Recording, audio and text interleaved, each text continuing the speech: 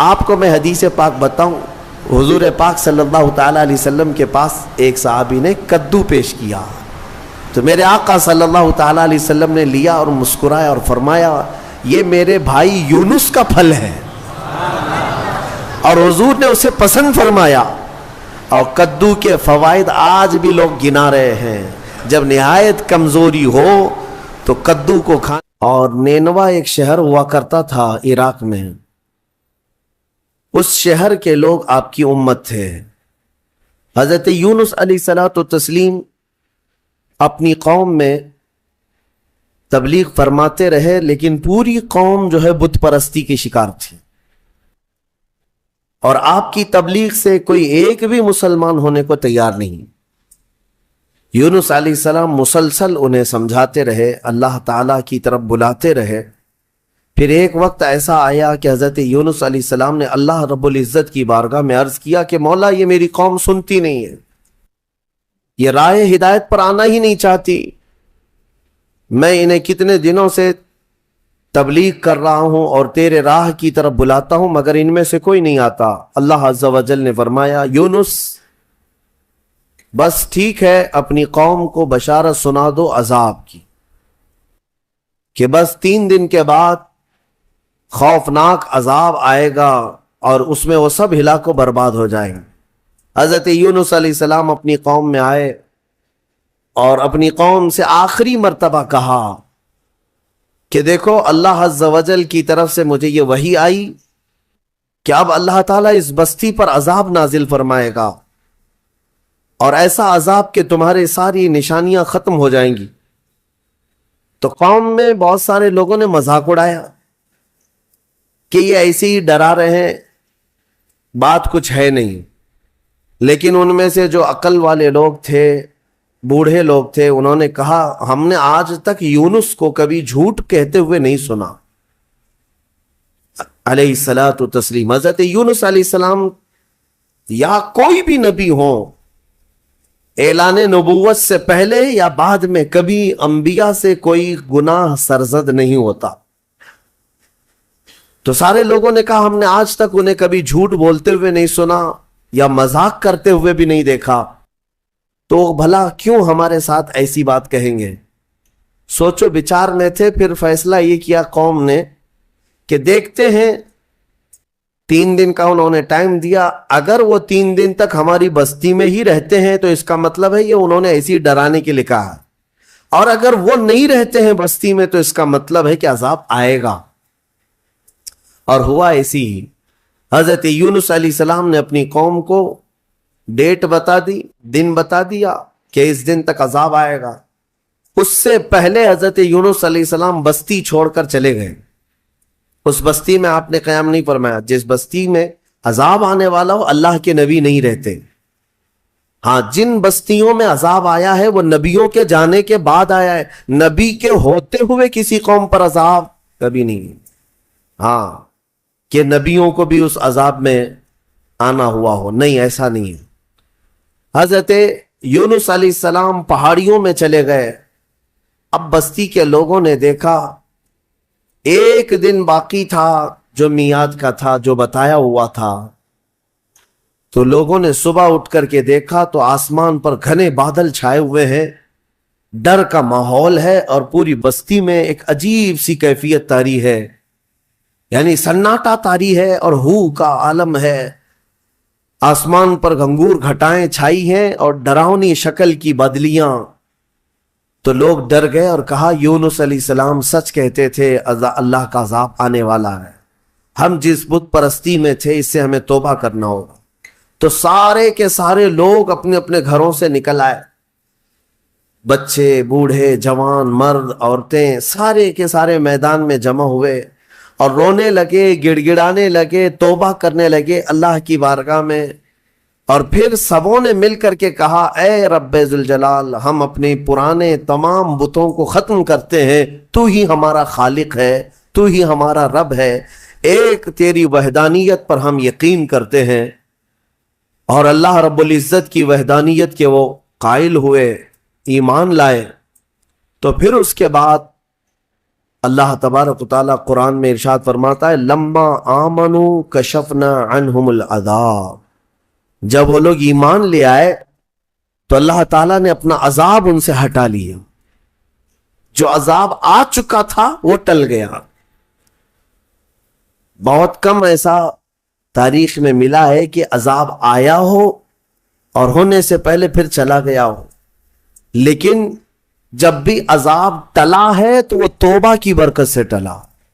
جب قوم توبہ کرتی ہے اللہ عذاب اٹھا لیتا، عذاب کو دور کیا۔ آج ہم نے تلاوت کیا اس پارے میں، اب وہ بستی والے سارے کے سارے مومن ہو گئے، ایمان لائے، اور اس کے بعد یونس علیہ السلام تو تھے ہی نہیں بستی میں۔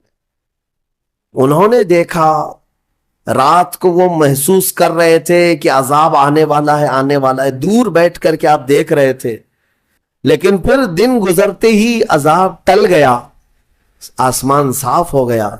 تو حضرت یونس علیہ السلام کے دل میں یہ خیال گزرا کہ اب واپس اگر میں بستی میں جاؤں تو کہیں لوگ مجھے جھوٹا نہ کہیں، میں نے اللہ کے عذاب سے انہیں ڈرایا تھا اور دن بھی بتایا تھا، عذاب نہیں آیا تو کہیں لوگ مجھے جھوٹا نہ کہیں۔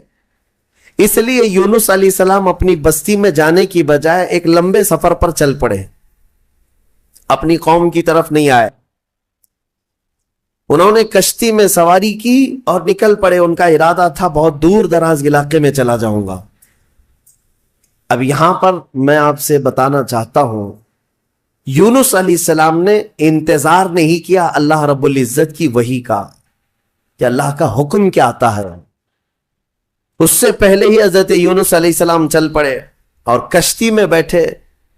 کشتی جب بیچ میں دریا میں پہنچی تو رک گئی، چلتی نہیں تھی، یا تو ہچکولے کھاتی یا تو ڈوبنے کے آثار نظر آتے۔ اور اس زمانے میں یہ مشہور تھا کہ اگر کسی کا بھاگا ہوا غلام کشتی میں سوار ہے تو کشتی آگے نہیں بڑھتی ہے، بیچ دریا میں پہنچ کر کے کشتی رک جایا کرتی، اس زمانے میں یہ مشہور تھا۔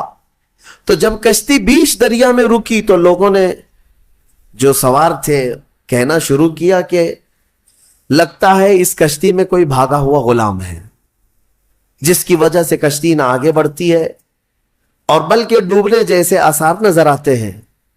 حضرت یونس علیہ السلام نے ان سب کے سامنے کہا، ہاں میں وہ غلام ہوں جو اپنے رب سے بھاگ کر آیا،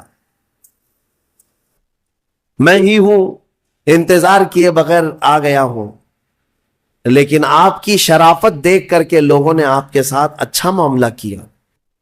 لیکن ہوتا یہ تھا کہ جو بھاگا ہوا غلام ہے اسے اٹھا کر کشتی سے سمندر میں پھینکا جاتا تھا، تب کشتی آگے بڑھتی تھی۔ اب بیچ دریا میں ہے، لوگوں نے یہ کہا کہ نہیں، یونس علیہ السلام چہرے سے اتنے شریف ہیں، اخلاق کے اتنے اعلیٰ ہیں، یہ ایسا نہیں کر سکتے۔ لہٰذا کشتی میں بیٹھے ہوئے سارے لوگوں نے قرعہ اندازی کی کہ جس کا نام نکلے گا اس کو سمندر میں ڈالا جائے گا، اس کو دریا میں ڈال دیا جائے گا۔ تو قرعہ میں حضرت یونس علیہ السلام کا ہی نام نکلا، جب قرعہ اندازی کی گئی ان کا ہی نام نکلا۔ پھر بھی کشتی والوں نے کہا دل نہیں مانتا ہے کہ اتنے اعلیٰ اخلاق والے، اتنے حسین چہرے والے کسی نیک آدمی کو دریا میں ڈال دیا جائے۔ پھر دوبارہ قرآن اندازی کی گئی، دوسری بار جب قرآن اندازی کی گئی تو پھر یونس علیہ السلام کا نام، تیسری بار قرآن اندازی کی گئی پھر حضرت یونس کا نام آیا۔ تو مجبوراً سب لوگوں کا اتفاق ہوا، حضرت یونس علیہ السلام کو اٹھا کر کے دریا میں ڈال دیا گیا۔ یہ حضرت یونس علیہ السلام کا دریا میں جیسے ہی ڈالا جانا تھا، دریا میں موجود ایک بہت ہی بڑی قسم کی مچھلی نے منہ کھولا اور آپ کو نگل لیا۔ حضرت یونس علیہ السلام کو مچھلی نے نگل لیا۔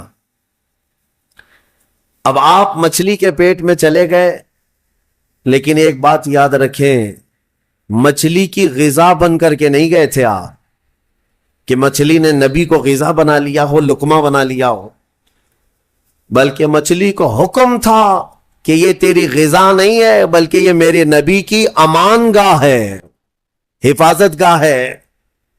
اور مچھلی کے پیٹ میں یونس علیہ السلام घंटा, 2 घंटा, 3 घंटा, दिन, 2 दिन नहीं, 40 दिन तक रहे। 40 दिन तक मछली के पेट में रहे और वो दरिया में आपको लेकर घूमती रही। मछली के पेट में अंदर रहना, क्या ये मुमकिन है या नामुमकिन है? मेरे अजीजों, आपको हैरत होगी, थोड़ा सा आप मुताला करें और सर्च करें तो आपको पता चलेगा। आज की दुनिया में भी साइंस में ये रिसर्च से साबित हुआ है।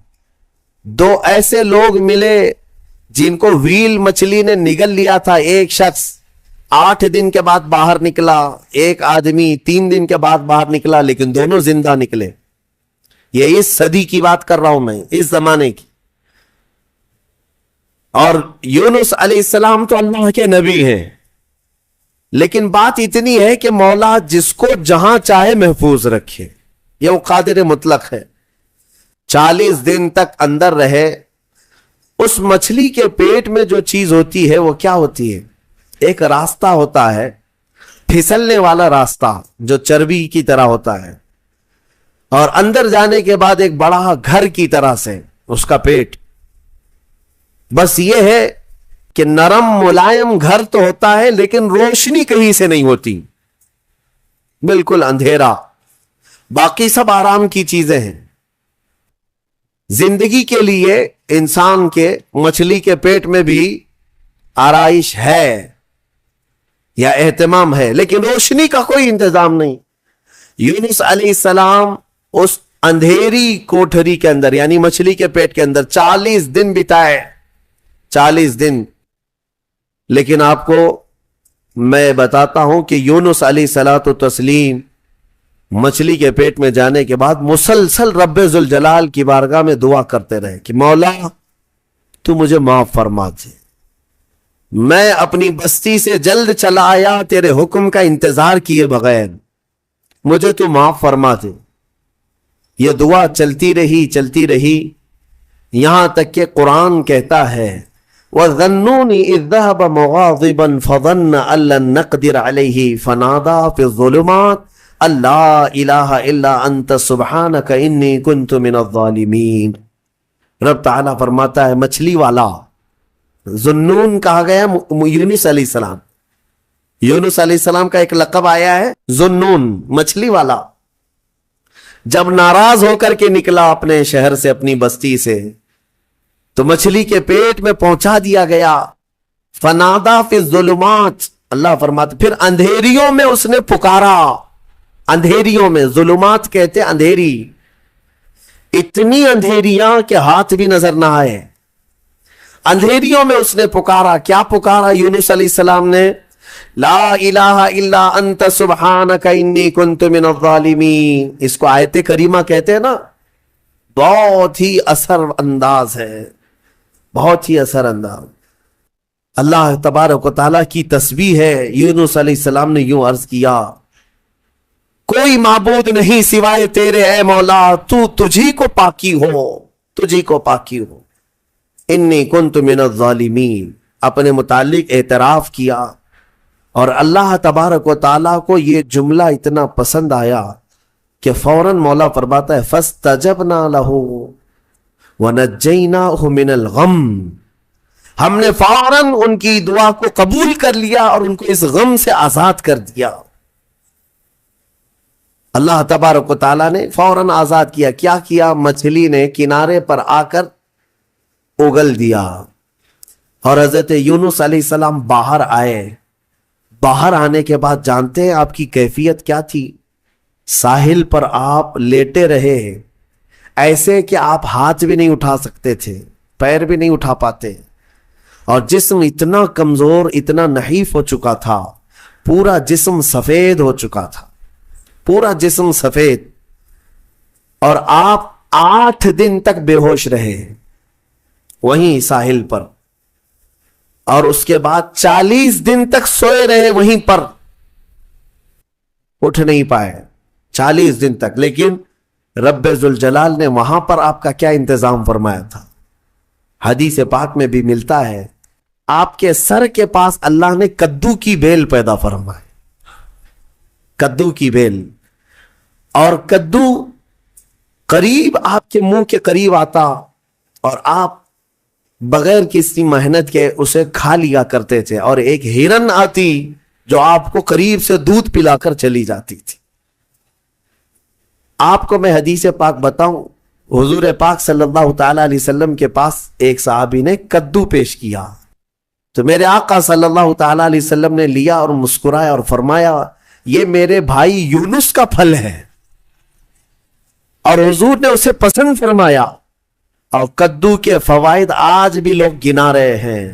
جب نہایت کمزوری ہو تو کدو کو کھانے سے فوری طور پر طاقت پیدا ہوتی ہے، جتنی بھی اس کے اندر کمیاں آئی ہوں اس کدو کے ذریعے سے اس کی اصلاح ہوتی ہے۔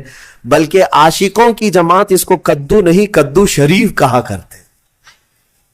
ہاں، حضور پاک صلی اللہ تعالی علیہ وسلم کی مرغوب غذا ہے، پسندیدہ ہے۔ نبیوں سے جو چیز ریلیٹڈ ہو جائے وہ یقیناً شریف تو ہوتی ہی ہے۔ یہ حضرت یونس علیہ السلام پھر 40 دن کے بعد کھڑے ہوئے، 50 دن ہو گئے آپ، اور پھر 40 دن مچھلی کے پیٹ میں، یوں سمجھ لیں تقریباً 3 مہینے کا عرصہ گزر گیا اپنی بستی سے بچھڑے ہوئے۔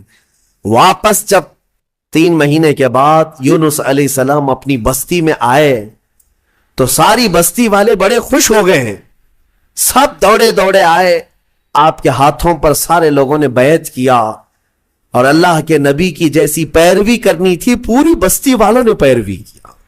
اللہ تبارک و تعالیٰ نے اس قوم کو معاف فرمایا۔ میں نے پڑھا جتنے نبیوں کی امتیوں کے بارے میں، صرف یونس علیہ السلام کی قوم ایک ایسی ہے جو گناہ کے بعد یا شرک اور بت پرستی کے بعد واپس پلٹ آئی تو اللہ نے ان کو اپنے محبوب جماعت میں شامل فرمایا۔ اتنا ہی نہیں، کچھ تفسیروں میں یہ بھی ہے کہ یونس علیہ السلام کی امت کو اللہ تعالیٰ نے آج تک زندہ رکھا ہے۔ جیسے اصحاب کہف ہیں، یونس علیہ السلام کی امت کے لوگ وہ پہاڑیوں میں، جزائر میں کہیں پر ہیں۔ بعض مفسرین وَمَتَّعْنَاهُمْ کی تفسیر کرتے ہوئے فرماتے ہیں کہ وہ آج بھی زندہ ہے، اور جب امام مہدی آئیں گے تو امام مہدی کی فوج میں وہ یونس علیہ السلام کی امت بھی شامل ہوگی۔ بعض تفاسیر میں یہ موجود ہے۔